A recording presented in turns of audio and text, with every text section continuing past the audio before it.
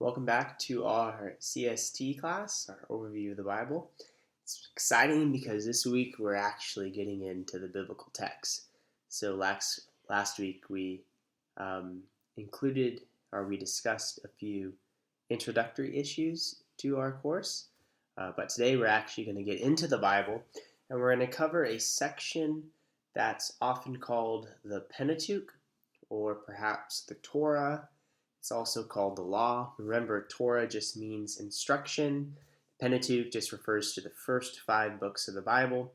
However you're labeling this section of Scripture, we're going to cover this week Genesis, Exodus, Leviticus, Numbers, and Deuteronomy.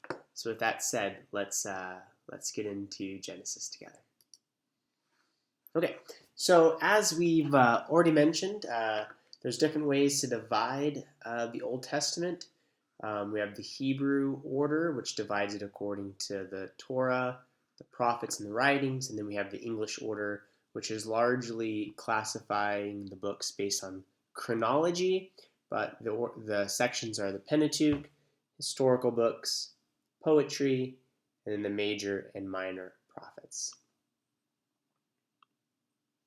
Now, when we're thinking about the Old Testament, we're thinking about a timeline that ranges probably from around 5000 BC all the way up to around 400 BC. So you'll see these are some really important dates in the Old Testament. Of course, these first 3 are covered in the Pentateuch. So we have the prehistorical information. These are details that happened likely before the invention of writing. This would be the events that happened from Genesis 1 through Genesis 11. And then we have the call of Abraham. That happens around 2000 BC. He was born in 2166, and that's found in the book of Genesis. And then, of course, Moses and the Exodus, which is putting us around 1446 BC. These other dates are relevant for other sections of the Old Testament. The first 3 are relevant for the Pentateuch, or if we want to call it, the Torah. Now, as we've already mentioned, the Torah means law or instruction. It's commonly referred to law, but it's much better to interpret Torah as meaning instruction. The Pentateuch is another label given to these books. It's just referring to the 5 books, and we see these 5 books here. We have Genesis, that's covering the history of the patriarchs. These are the 3 major fathers of the Jewish faith who received the covenant with God. That's Abraham, Isaac, and Jacob. We have the book of Exodus that really recounts God's deliverance of his people from Egypt, and also the giving of the law, and then the building of the tabernacle. The book of Leviticus continues with the giving of the law.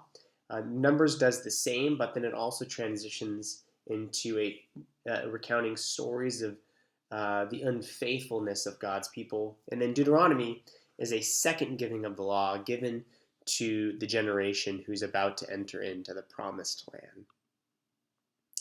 Now, the historical understood author of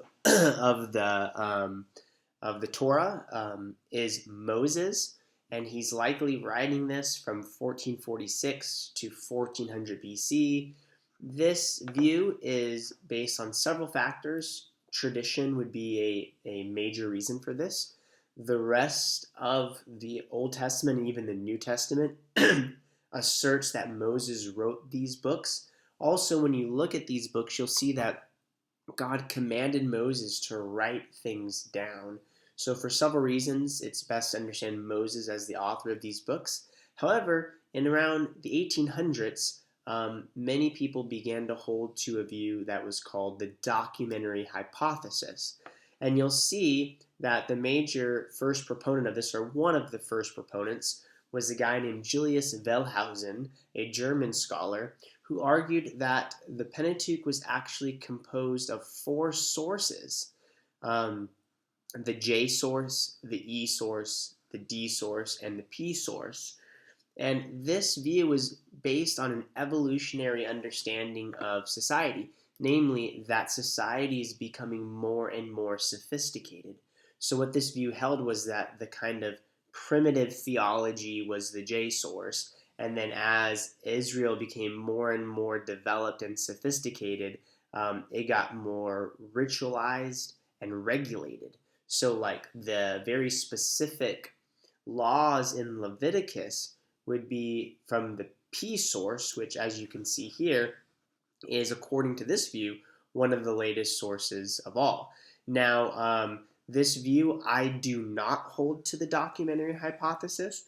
I think there are many difficulties and weaknesses of it that, if you want to discuss in more detail, you can feel free to email me. But suffice it to say, for our introductory course, that the traditional classical author and the author that's presented in Scripture is Moses, and there's a lot of good reason to hold that view.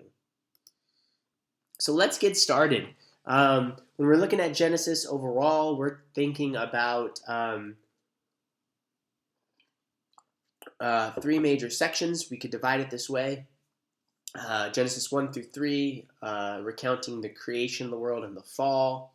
And then Genesis 4 through 11, talking about historical events such as the Tower of Babel and the flood that were likely written before the invention of writing in around 3000 BC. And then in Genesis 12 through 50, we have the history of the patriarchs of Israel, which again would be Abraham, Isaac, and Jacob. We have some key figures for y'all to be aware of. Adam and Eve, who are our first parents. We have Noah, who's pictured as a second Adam. Abraham, who's also pictured as a new Adam. Abraham's son, Isaac. Isaac's son, Jacob. And then one of Jacob's sons, Joseph. And then we will definitely cover Genesis 12 in some detail in this lecture. So Genesis begins with a creation account, and the genre of Genesis 1 and 2 is a cosmology, which is a explanation of the origins of the world, or the origins of creation from a religious perspective. Clearly in these verses, we're seeing that God is creating things ex nihilo, which is a Latin word meaning out of nothing, meaning God did not use any substance in creating things, rather he created out of nothing. Now, we see from the beginning of Genesis chapter 1 a biblical anthropology, especially when we come to Genesis 1, verses 26 through 28. So let's see if we can turn there together. Let me move over my Bible app real quick. There we go.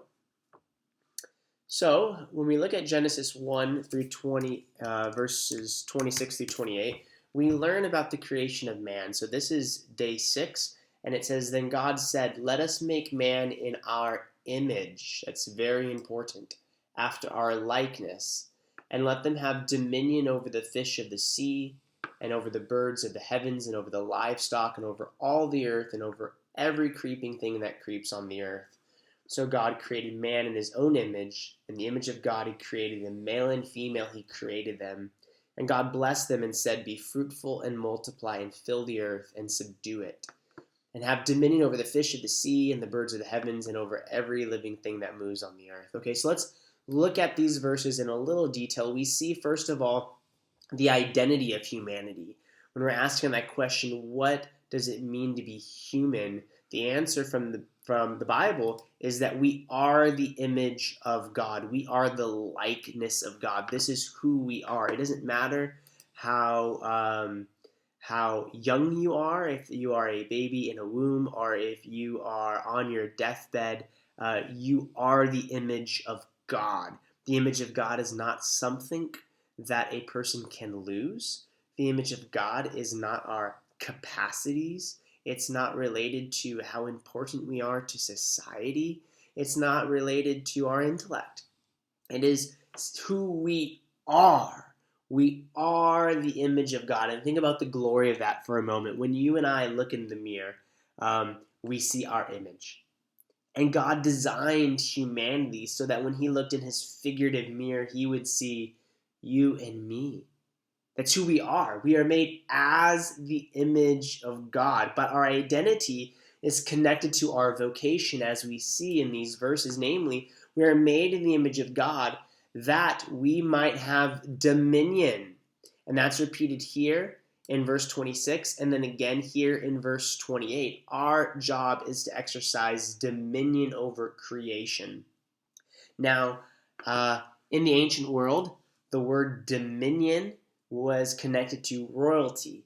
Namely, it was the kings and the queens who exercised dominion. It wasn't peasants or farmers. And likewise now, when we use the term dominion, we're typically meaning to royalty. And what we're seeing in Genesis 1 is that humanity was made to be royal.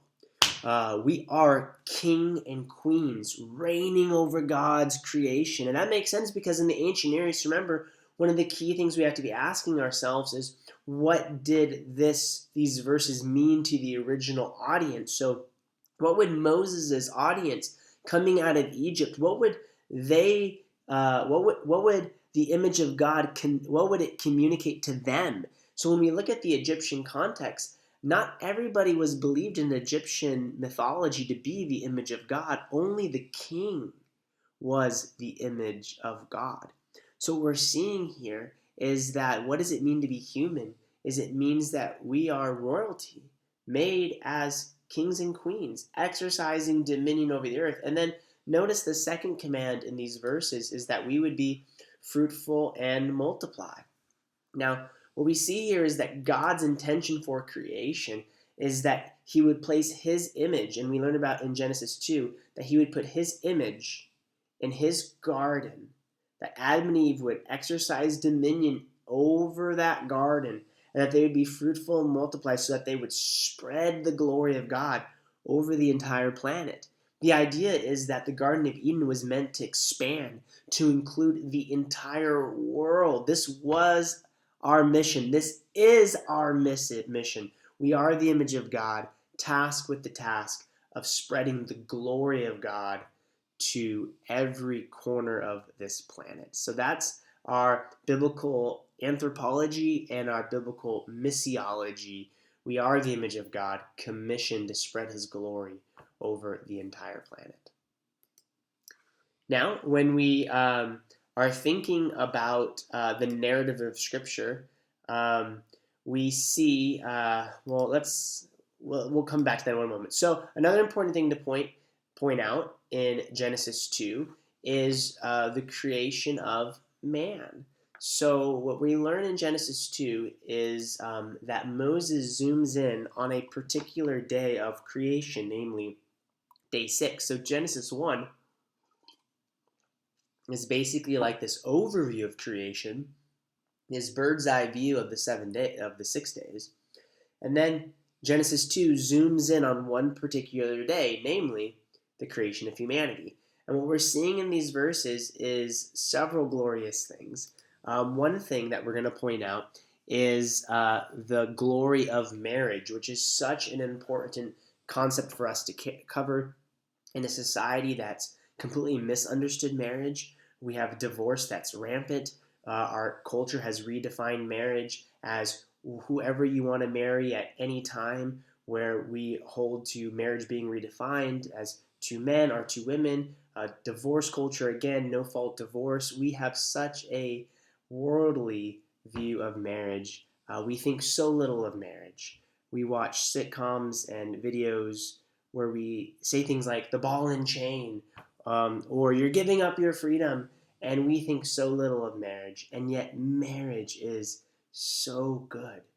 It's designed by God to be so good. When we look at Genesis 1 and 2, we see this repetition of the phrase, and it was good, and it was good, and it was good. And yet when it comes to Adam being alone, we have the announcement from God that it is not good. So what does God do? He has Adam name the animals. I mean, imagine that. It's like a complete object lesson for Adam, because he is alone and he hasn't yet recognized that this isn't good. So he now has to name the animals, and he sees 2 giraffes, 2 elephants, 2 monkeys, and then he realizing that I'm just alone. I'm by myself. And at this point, God causes a deep sleep to fall upon him. And what God does is he takes a rib from Adam and forms Eve. And now this is very important because of several things. We see Adam and Eve having differences and yet sharing equality. Back to Genesis 1, remember it's Adam and Eve who were made in the image of God. They're both commissioned to be fruitful and multiply and to spread the glory of God to all the earth. In fact, when Adam sees Eve, he names her woman. Now, the word in Hebrew for man is ish, and the word for woman is isha.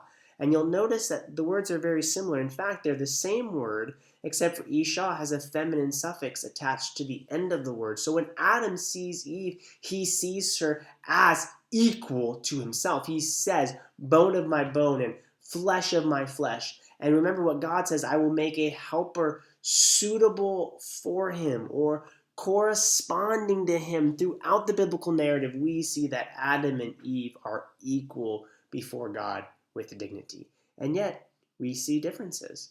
We see that, that Adam names Eve. Eve does not name Adam. We see that Adam named the animals. We even see in Genesis 3 that when Adam and Eve fall, that God comes to Adam and he doesn't come to Eve. And we'll talk about that in a few moments. But we're seeing equality between Adam and Eve amid differences.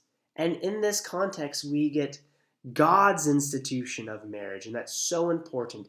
God has designed the institution of marriage. And it is very, very good. It's the first time in Scripture we see poetry is when Adam sees his wife, and it is God who walks Eve down the metaphorical aisle and gives her away to Adam. And God calls Adam and all men to leave their father and mother and to cleave to their wives. In this context, we get the beautiful picture that they were naked and not ashamed. What a glorious picture that we're seeing in Genesis 2 about our anthropology and in particular about marriage, which makes sense because if our commission is to be fruitful and multiply, it would make sense then that Moses zooms in on the topic then of marriage in Genesis 2. So let's think about this for a moment. So we have Adam and Eve commissioned to spread the glory of God to all people, to spread the glory of God over the entire planet. This is their mission, but something tragic happens in Genesis 3. We learn about how a serpent enters into God's kingdom and usurps God's authority by preaching a different word. The snake in Genesis 3 verses 1 through 6 says to Eve, "Did God really say?" And that thought, did God really say? Ushers in all of the sadness and brokenness and pain and trauma and abuse that this world has ever seen. Eve looks at the fruit and sees that it is wise, it is able to make her wise. The temptation here isn't just a desire for knowledge. Let's be clear about that. Because Eve knew things before she ate the fruit. The snake said, "Did God really say?" And Eve is able to tell the snake what God said. She knew. And it's not just a sin of nutrition. It's not like Eve was like, "Oh yeah, that looks really nutritious." Like what's at play here is when your eyes are open, you will know good and evil. And that phrase, knowing good and evil, is connected to judicial autonomy, meaning the temptation was for Eve to be her own God, for her to decide what's right for herself, for her to be able to judge, independent of God, what is good and evil, what is right and wrong. At the heart of all sin, friends, is a desire for us to be our own God. And when Eve eats and when Adam eats, their eyes are opened and they're naked and now they're ashamed. They hide from one another. When God comes to them, they hide from God. And keep listening. Adam, who was made to protect Eve, sees God coming, and instead of protecting Eve, blames Eve. One of the first acts of utter cowardice. A man abdicating his role of protector and provider and leader over his wife, and instead willing for her to die so that he could save himself. It is demonic. Adam and Eve, made as the image of God, are no longer looking like God. They're looking like the snake friends. And that's what's happening with sin. And when we trace sin throughout Scripture, I mean, just think about it. Like, sin grows from Adam and Eve eating a piece of fruit to Lamech, their kid, killing his brother. And then you have, Cain killing Abel. Cain killing Abel. And then you have Lamech committing child abuse and having 2 wives. And then you come to Genesis 6, the flood narrative, where God announces that the thoughts of man are evil only continually. And then even after the flood, where we get this cosmic restart, where again the earth is covered with waters. And as the water subsides and the dry ground reappears and Noah comes forth from the ark, Noah is given the same commission as Adam in Genesis 9, to be fruitful and to multiply and fill the earth. What does Noah do? He gets drunk in his tent, and his son shamefully exposes his nakedness. The problem of sin has not been solved with the flood. And then the pinnacle of humanity's pride is the Tower of Babel, where archaeologically speaking, the Tower of Babel is the biggest structure of that kind at that time. So it was historically a ziggurat is what the tower was, and it was a staircase to heaven. And the ziggurat of Babel is the biggest ziggurat that we know of, just like the biblical account tells us. And it is this prideful attempt for man to get to God on their own ability, and God curses it. He comes down and curses humanity's attempt to fix their own sin problem. And there's so much that can be said at this point. But let's end this section from Genesis 1 through 11 by making a comment.